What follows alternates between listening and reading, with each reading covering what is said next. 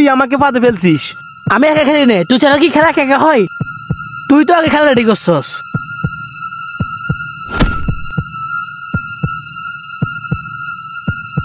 দেখছো যে খেলাকে তোমরা স্বপ্ন ভাবছো, ওই খেলা শেষ পর্যন্ত মানুষকে বিখেরি বানায়। তাসের টেবিলে শুধু টাকা দেখা যায়, কিন্তু হিসাবটা হয় জীবনের সাথে।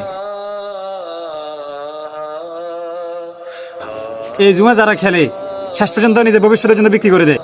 আজ এই ভাঙ্গা ঘরটা শুধু একটা পুরাতন বাড়ি না, এই ঘর হলো হারাম আয়ের পরিণতি। রাসূলুল্লাহ সাল্লাল্লাহু আলাইহি ওয়াসাল্লাম বলেছেন, যে জুয়া খেলে সে যেন নিজের হাতকে শুকরের গোস্তের মধ্যে ডুবালো। তবু আমরা হেসে হেসে তাস ধরি। আমরা ভাবি একটু খেললে আর কি হয়, কিন্তু দেখো কেড়ে নেয় আমাদের ভিতরে শান্তি, নামাজে মন, হালাল রুজি বরকত, আর শেষ পর্যন্ত নেই মানুষের সম্মান। আর যারা এখানে জিতবে বলে ভেবেছিল তারা কেউ জিতেনি, কারণ আল্লাহ যেখানে হারাম লিখে দেন সেখানে দুনিয়ার কোনো খেলাই কখনো লাভ হয় না ক্ষতি ছাড়া। ছোটোর দিকে তাকিয়ে বলছি, তোমরা যেটাকে আজ খেলা ভাবছো ওটাই কাল তোমাদের জীবনকে নষ্ট করে দিতে পারে। হালাল রোজগারে কম হোক তবুও শান্তির হোক, কারণ হারাম বেশি হলে শেষে শুধু শূন্য হাত আর জ্বলন্তই আফসোস থাকে। আল্লাহ আমাদের সবাইকে হারাম থেকে বেঁচে থাকার তৌফিক দান করুক।